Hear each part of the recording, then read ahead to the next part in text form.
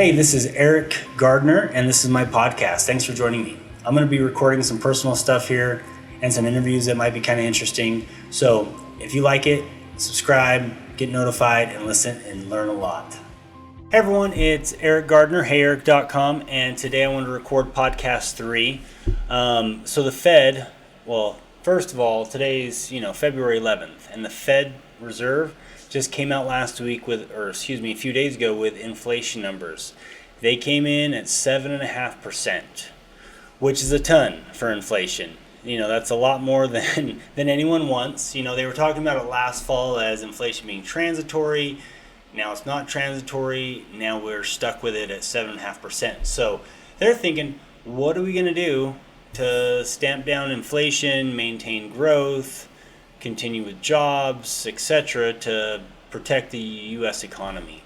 So I wanted to go over that. First, 7.5%, that's the highest we've had since the 1980s, the Reagan years, when, if your parents have told you, that's when there was 20% rates for like a house loan.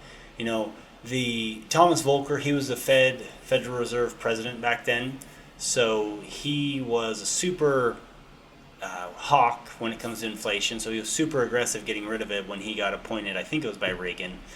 But during that time, he raised inflation.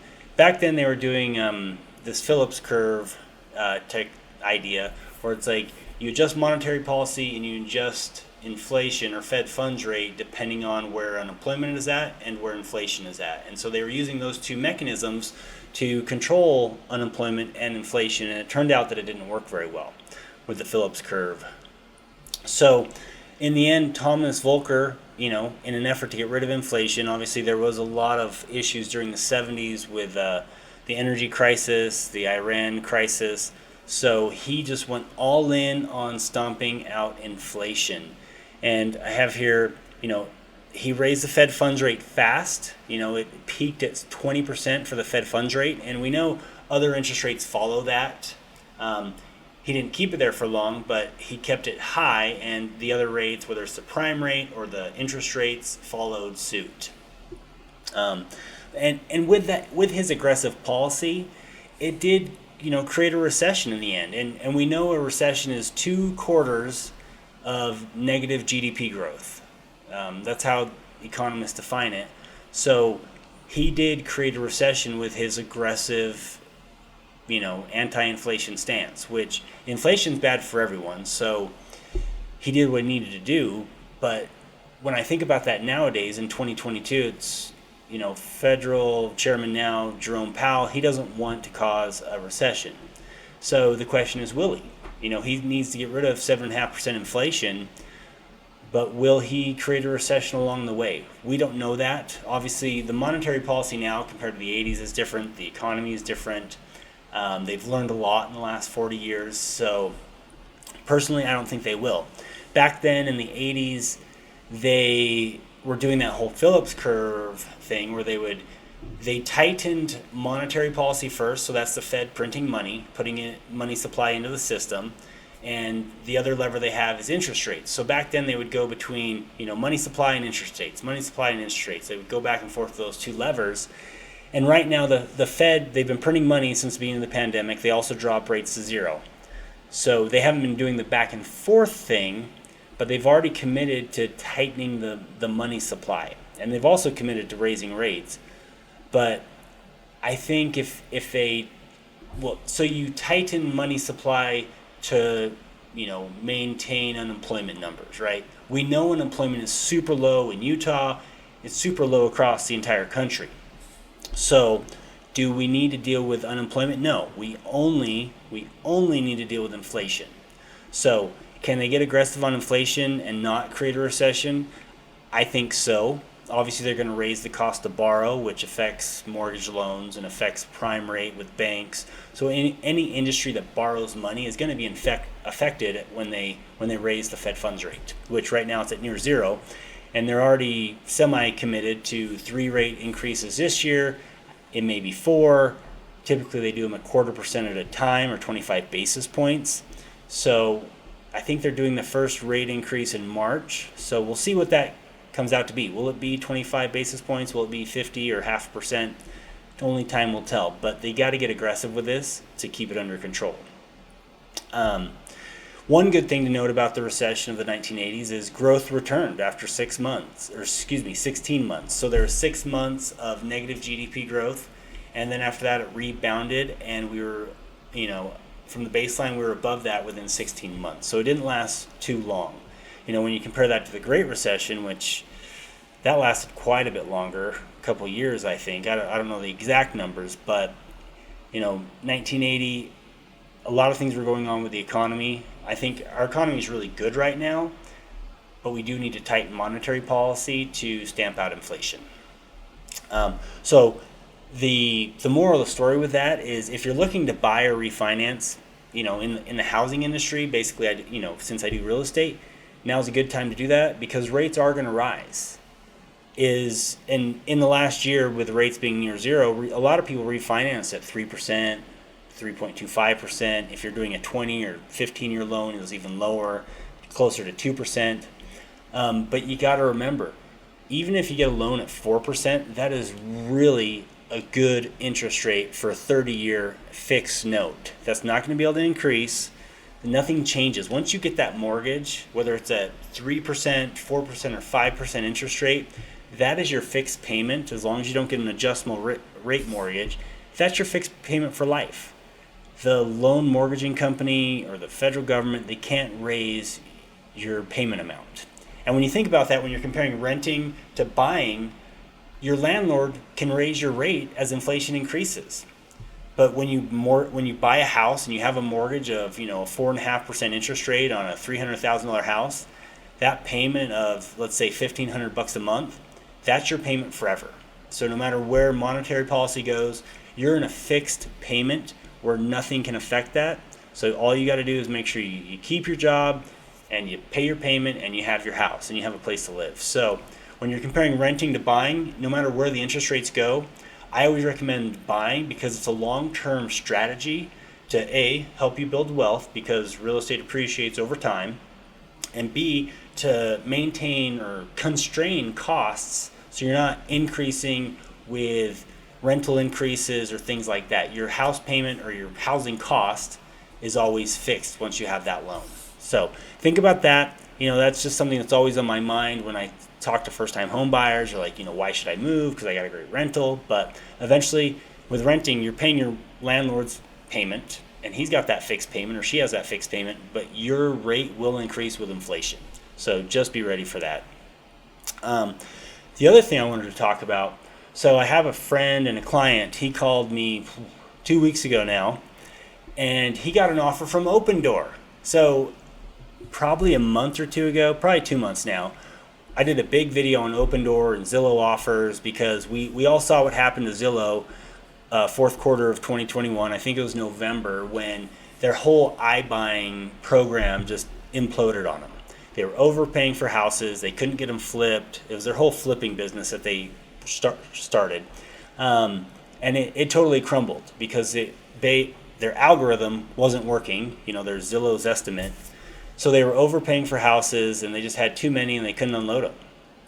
Opendoor, on the other hand, Zillow doesn't necessarily do that much flipping in Utah. Opendoor does. So in November of last year, I recorded a video on Opendoor and we talked about that. We talked about, how they compare, what they do. I don't know the whole video by heart, but you can go to my YouTube channel, search Opendoor, and you'll see it. Because they flip a number of houses. They have about 30 listed right now. Some of them are brand new. I think it was about 12 were brand new. There was a bunch that were old, still listed, probably overpriced, something's wrong. But for the most part, everything was new for them. So they're doing a fair job flipping. But my friend, the reason I bring this up is my friend who called me, he got an offer from Opendoor. So obviously I had him forward to me so I could analyze it just because I've never had an offer from Opendoor. And I wanted to go through that a little bit. So he got an offer for about $470,000 on a home in Davis County, which when you look at the market analysis, is it worth $470? Possibly. If it was super good condition, yeah, it would totally be worth that. But so they offered $470. They had some fees involved. They have their own addendum that they go through. In the end, they do have an Opendoor service charge, which basically ends up being a 5% fee. And I think they charge that because that's about what a real estate agent charges right now. If you're listing a house, you pay, anywhere between 5 and 6% to list your house. Part of that goes to a buyer's agent, part of it stays with the listing agent, etc. But I'm guessing they're charging that 5% just because they know they can, and that helps them recoup some of the costs. But that initial offer price, so when you buy houses, it gets recorded on the Utah MLS, which is what appraisers and real estate agents use for comparables. So they offer $470 to put a comp in the neighborhood or a comparable sale at $470, because when they go to sell it, they want that comparable sale to be there when an appraiser goes to appraise it. They're buying with cash, but who they sell it to will probably be financing. So this is what's going on in my head. They give you this great offer, and then they take a bunch of fees out of it to help with their recoup their costs, pay for their remodel, and then when they relist it, maybe at the same price or a little bit more, they have a strong comparable when an appraisal needs to be done for the person who's buying it with financing. So the $470 offer price, $23,000 in this open door service fee of 5%, and then they also in this offer they ask for $7,000 in repairs, which right now in this market in Utah in spring of 2022, I don't think any sellers are paying for repairs. If you are, please stop, because the market it's a seller's market still, and so buyers just need a house. And so any buyer, whether you're upgrading or you're first-time home buyer, you're probably not going to get repairs paid for unless there's some weird thing. But they're wrapping in a $7,000 repair fee, and that could cover paint and carpet for the house entirely. And basically, they're making the seller pay for their remodel, is kind of how I'm seeing it. But in the end, the seller, my friend, he would be netting about $440,000. And granted, open door, you get all the convenience you can imagine. Obviously, you can close whenever you want. It's cash, things like that. I didn't see a lease back in there. So also right now in this market, sellers are getting lease backs. So they close on the house, then they get 40 days, 60 days of a lease back while they find where they want to move, or whether they're moving out of state, they probably don't need it. But lease backs are pretty standard. But in my friend's contract, he didn't get a lease back. So he's got to be out on, 24 hours after closing day, which he needs a place to live. So we're looking for a place for him to live. But at the same time that we're doing this open door contract, we're also listing his house. So we're going to see if listing it, getting a whole bunch of buyers to compete for the home, can bid it up higher than what Open Door offered. And granted, Open Door knew the condition. They toured it. I know the condition. And all the buyers are going to know the condition also. So in the end, the fee to sell it through a real estate agent or through Open Door is the same. In this market, being a seller's market, I think we're going to save them the $7,000 in repair requests. Open Door charged $7,000. I think as a listing agent, I can get the buyers to not accept any repairs, and they'll still take possession of the home.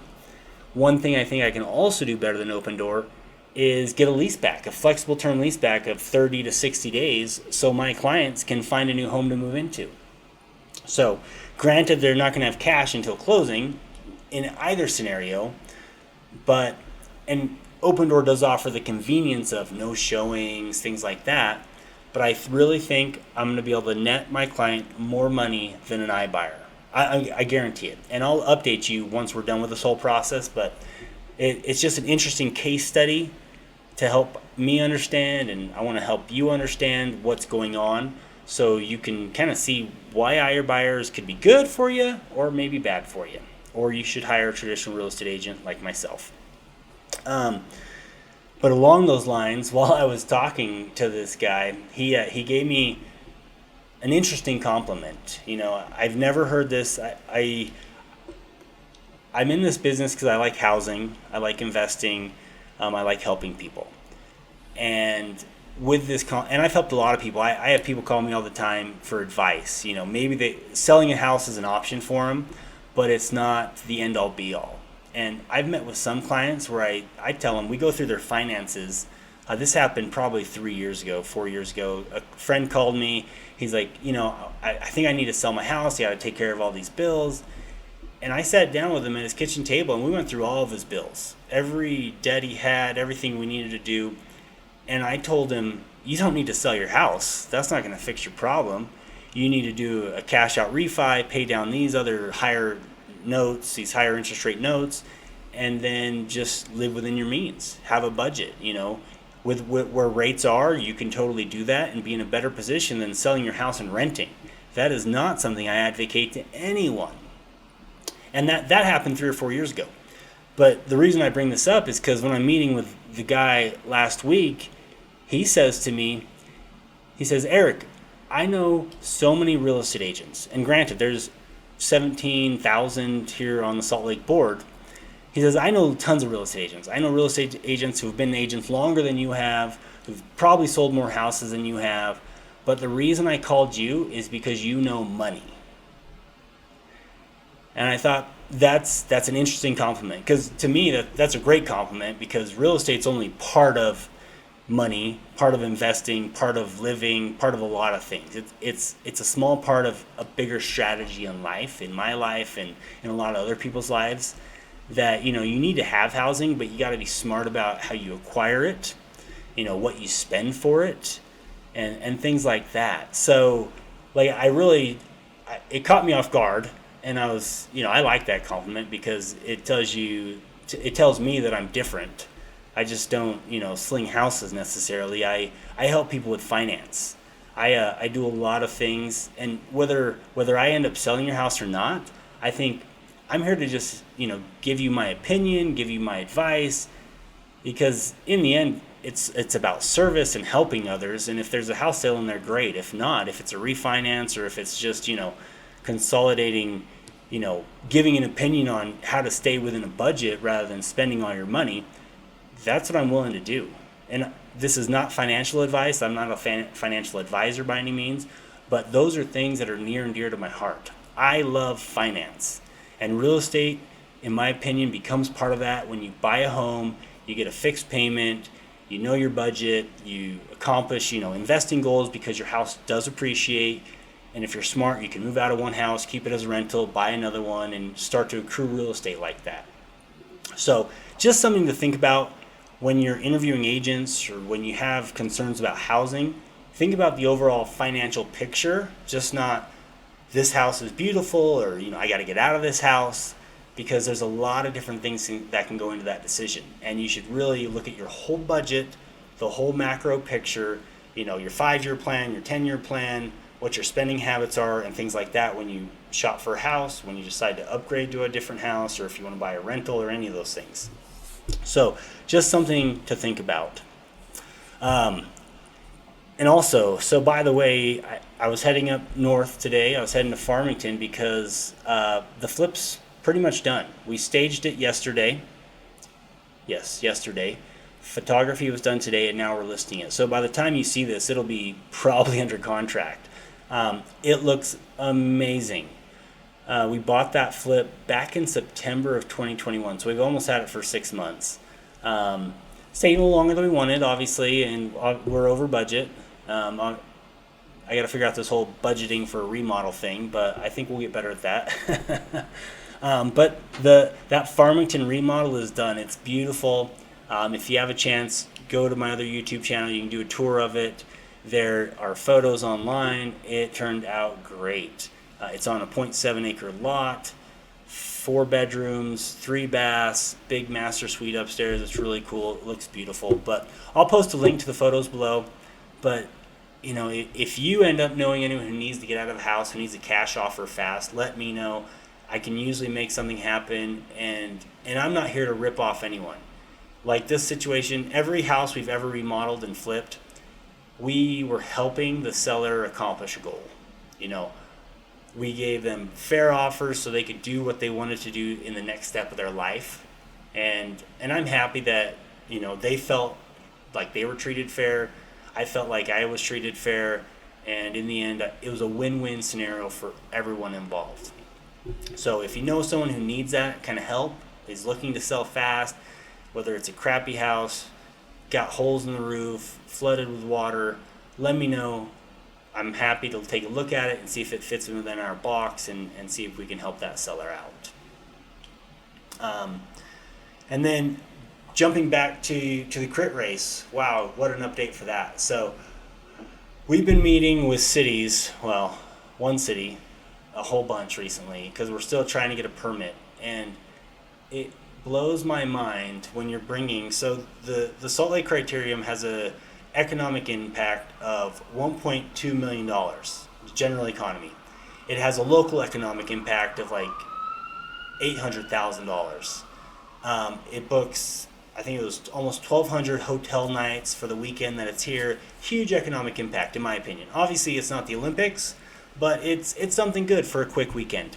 And I've been working with the city to get it permitted, and I'm getting this feeling that they just don't want it, which is fine. Like, I'm not here to force it on anyone, but I'm bringing to them on a silver platter. Obviously, I want to have a criterium race of some sort, and I'm bringing them, we are going to book hundreds of hotel rooms in your city. We are going to give all your businesses on that block the biggest sales day that they have every year. That's what happened last year. I called a bunch of business owners this week to see how their sales were the day we were there last year. The coffee shop recorded record sales. Busiest day since they've opened 5 or 6 years ago. The sandwich shop, they had record sales too. He didn't say it was the biggest, but he said they were amazing. So I'm still grappling with this idea that, when you want to bring this economic impact, granted it does close roads. There are things that have to be, the city has to accommodate for a bike race like this. I get it.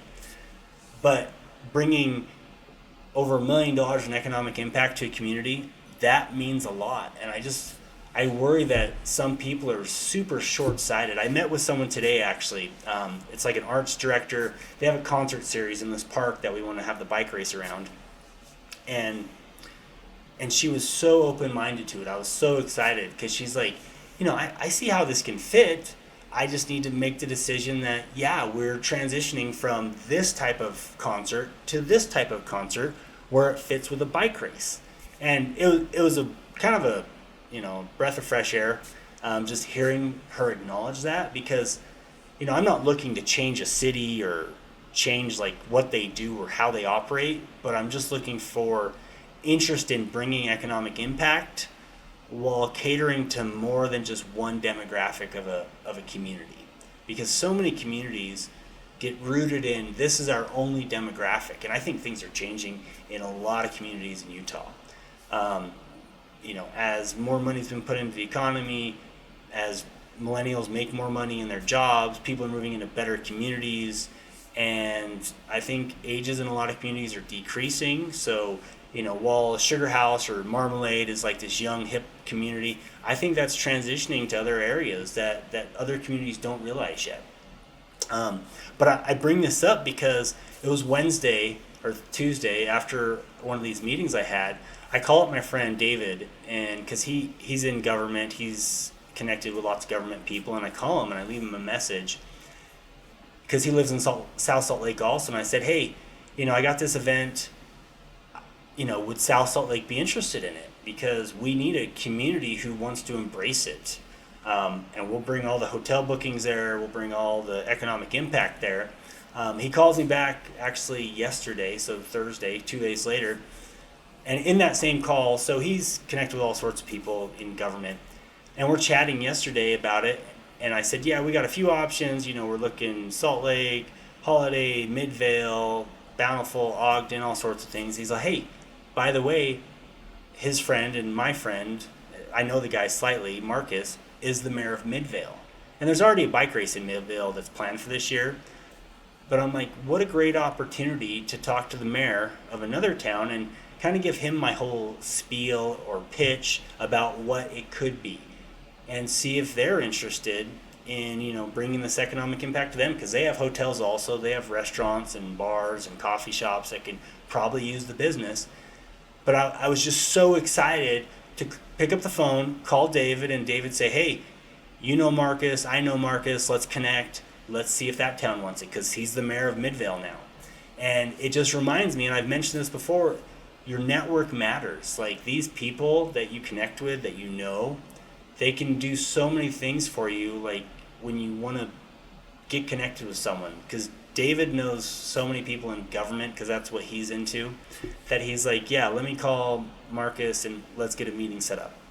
So just a reminder to me that, your friends, your network, whatever you want to call it, they can be a powerful resource. And I wasn't even looking, like, Midvale was an option, but I didn't realize that he knew the mayor and I knew the mayor. So we got that meeting scheduled for next week. I'm excited to give them the whole spiel and the pitch and see if they're interested in embracing the criterium race for 2022. But that's kind of what I wanted to cover today. Just some high level stuff. Interest rates, they're going to go up. We got to get rid of inflation. The criterium, your network matters. When you have questions, reach out to people. You have questions about finance or anything I know about, reach out to me. If you need, all the friends in your network, they matter. Like, you always see the people on Facebook actually, like, who do I know who knows this? And that's a great way to do it. And then you get like a list of replies, or some asshole says you can Google it. But think about that when you have a question. Like, scroll through your phone numbers first, because those are people they know you, they probably like you, they trust you, and you can call them and say, hey, I'm looking for help with this, no matter what it is, whether it's, city government, a great coffee shop in a community, or a great bike ride, or whatever it is, car repair. Call your friends and be like, hey, this is what I need. Who do you know? Because it's way better to be connected with someone that is in that realm than to not be. But that's the podcast for today. I hope you like it. If you have any questions, put them down below. I'm happy to answer them on the next one, or even in the comments. And thanks for joining me.